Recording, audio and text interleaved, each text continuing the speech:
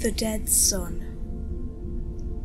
In an old house in the Ozarks, there lived an old woman and her dead son. Every night, the old woman would make dinner, and the two would dine. And every night, the old woman asked her dead son, "How was your day?" And her dead son would tell her whatever she wanted to hear. "Good. I watched the birds outside my window." And the old woman would smile and remark, "You always loved birds." And the two were happy. Mostly. For at the very back of the old woman's old mind, there was always this crafty little doubt. Like a demon, it would whisper to her, "You're crazy." Or worse, "Your son is dead." And at the worst of times, it would say even darker things, things that no old woman should hear. Until one night as they sat eating dinner, the old woman no longer wanted to hear that her son had a good day, for the little doubt told her that real sons have bad days sometimes, that living sons need friends. And so this night, her dead son said, "I am bored here. I want a wife." To which the old woman replied, "No, absolutely not," and she hurried into the kitchen, very angry. From the dining room, her dead son called to her, "We'll live here with you." "You'll leave me again." "No, I won't. Mom, please. Don't you want grandkids?" The old woman did want grandkids. Even though her dead son lived with her, she still sometimes felt alone. "You still love me, Simon?" the old woman asked. "Yes," her dead son laughed. "Of course." The old woman walked back into the dining room and kissed her dead son. "I'll go into town tomorrow, see what I can do." Courtship. The next day, the old woman sat on the side of a busy highway. She had a flat tire and looked very sad and helpless. Soon a truck pulled up and the driver asked the old woman, "Can I help you?" But the driver was a man and that would not do. "No," said the old woman, and off he drove. Soon after, a car pulled up and the driver asked the old woman, "Can I help you?" The driver was a woman, but she had dark skin and tattoos, and that would not do. "No," said the old woman, and off she drove.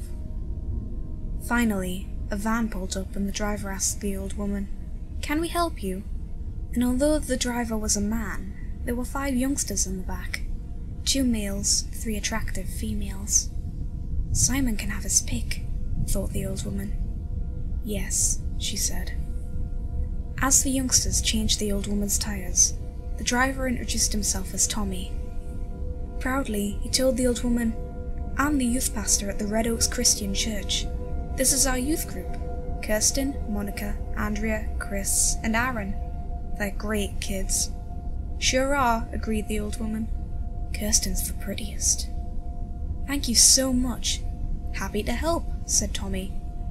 "Come back to my place. Let me make you all dinner." "You don't need to do that." "No, please, I'd love to." "Actually, we probably ought to keep going. We're doing what we call a destination unknown trip. We draw a distance and a direction out of a hat, go there, and see how the Lord can use us in that community." "Well, ain't that something?" thought the old woman. She'd not made it to church in a long time, but she knew about God and heaven, and how when you die, you go up there to sing praise songs unto God forever and ever. "Just trying to share His love," said Tommy. "Bless your heart. I don't suppose—" "No." "What?" "My yard's a mess. My son just doesn't help out around the house anymore." "Yeah, we can help you with your yard work." This made the old woman smile.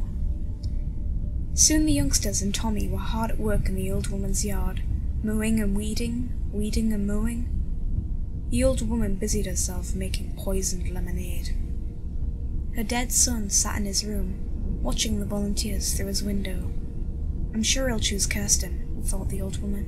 "He certainly should." "Everyone," she called, carrying a tray of cups and lemonade outside. The youngsters hurried over to get a drink, except for Tommy, who continued to pull weeds. "You too, Tommy." "Can't. I'm actually diabetic." The old woman frowned. This wasn't good. This wasn't good at all. She would have to act quickly. She hurried back inside to get a knife, but Tommy would be stronger than her. "Simon!" the old woman called, but her dead son did not emerge from his room. The old woman hurried back outside. Several of the youngsters had already collapsed to the ground. Kirsten was coughing. Luckily, Tommy had his back turned, still weeding. The old woman walked as quickly as she could over to him. Kirsten tried to call out to warn him, but she couldn't stop coughing. She grabbed the lemonade tray and slammed it against the old woman's old house. It made a loud clang. Tommy turned. He looked at the old woman standing before him with the knife. Fear filled Tommy's face. The old woman swung at him. The knife hit Tommy's shoulder, cutting deep. He got to his feet, ran away from the old woman, and ran towards his youth group. "Simon!" the old woman yelled. Tommy looked at his kids, all collapsed on the ground, and hurried into the house. "Simon!" Tommy pulled out his cell phone. It had no signal. He ran to the other end of the house, then stopped, seeing the old woman's dead son standing at his bedroom window. "Please, you have to help us," Tommy pleaded with the dead son. He was losing blood. The old woman had hit an artery. Tommy stumbled towards the dead son. "Please, Simon." He touched the dead son's arm. No reaction. He touched the dead son's head. Still nothing. He turned the dead son around to face him. The dead son was expressionless. His unblinking eyes stared at Tommy. And then Tommy collapsed, all out of blood. The old woman walked in. "Thank you, Simon," she said. One by one, the 5 youngsters awoke. They were lying in a row in the basement, their hands and feet tied behind their backs. The old woman and her dead son stood looking at them. "Which one do you want?" she asked. "That one," her dead son replied, pointing at Kirsten. "I knew it. She's the prettiest." The other youngsters turned to look at Kirsten, who began to weep. "Don't worry, dear," said the old woman. "You'll love Simon." But Kirsten did not stop weeping until the old woman sliced open her throat. Soon Kirsten lay naked on the old woman's workbench. Now the other youngsters were weeping. They wept as the old woman removed Kirsten's guts.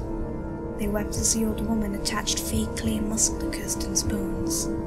They wept as the old woman reconnected Kirsten's bones with metal wires. They wept as the old woman reattached Kirsten's flesh. And they wept as the old woman gave Kirsten new, shiny glass eyes. "We will be very happy together," the dead son told the old woman. This made the old woman smile.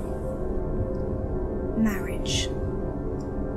Every night, the old woman would enter the basement to bring the 4 youngsters a plate of noodles and a dish of water. Then she would make dinner and dine with her dead son and his dead wife. And every night, the old woman asked them, "How was your day?" And they would tell her whatever she wanted to hear. "Good, you can expect grandkids soon." And the 3 were happy. Mostly. For at the very back of the old woman's old mind, there was always this crafty little doubt. Like a demon, it would whisper to her, "He'll leave you." It would whisper, "Real couples don't want to live with their mother-in-law. Living couples need space." And now, more frequently than before, it whispered even darker things. This has happened before. Until one night, the old woman's dead son said, "Mom, we need to talk." And the old woman was very afraid. This has happened before. Kirsten and I feel our children will be happier in a more urban setting, where there'd be other kids around. He'll leave you. He'll leave you again. "What are you saying?" asked the old woman, trying to stay calm. "He's got a new bitch and he doesn't love you and he'll leave you again." "We're moving out," said her dead son, "and you'll be alone." No, said the old woman. You said you'd live here with me. This has happened before. You are alone. You can come visit us whenever you want, said the dead son. Lies. He lies. You lied to me, yelled the old woman. The old woman hurried into the kitchen and grabbed her knife. You've done this before. Mom, said the dead son, scared. You killed him. What are you doing? Asked Kirsten, scared. You killed your own son. You can't leave me, yelled the old woman. She plunged her knife into her dead son, but he did not react. It was as if he was, Your son is dead. She stabbed him again. His body fell over stiffly. Your son is dead and you killed him. The old woman stabbed her dead daughter-in-law and her body fell over too. She then got on the floor, stabbing her dead son again and again. Your son is dead and you killed him and now you're alone. And again. Children. The old woman stumbled into the basement, weeping, carrying her knife. She grabbed onto one of the youngsters and wept on his shoulder. The youngsters were confused. They could not understand. I'm alone, said the old woman. I'm alone. If you let us go, we'll keep you company, replied one of the youngsters. The old woman stopped weeping for a moment, and she thought to herself, they'll be my grandkids, and this made her happy. But the crafty little doubt whispered, they'll leave you, just like Simon did. Would you leave me? Asked the old woman. No, agreed the youngsters. Lies. They lie. Yes, you will, said the old woman. She put her knife to the first youngster's throat and fear filled his face. Don't, pleaded the youngster.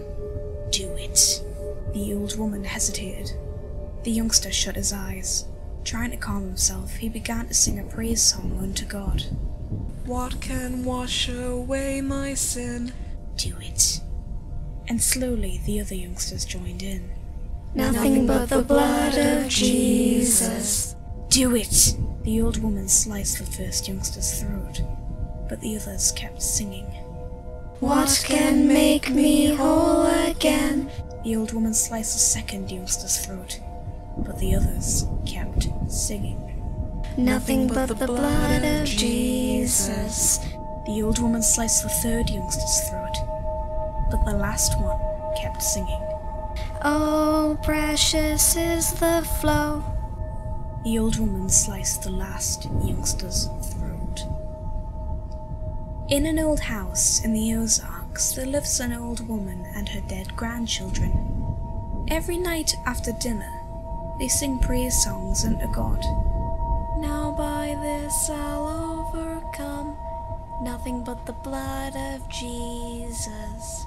Forever and ever. Now by this I'll reach my home, nothing but the blood of Jesus. Forever and ever. And the old woman is very happy.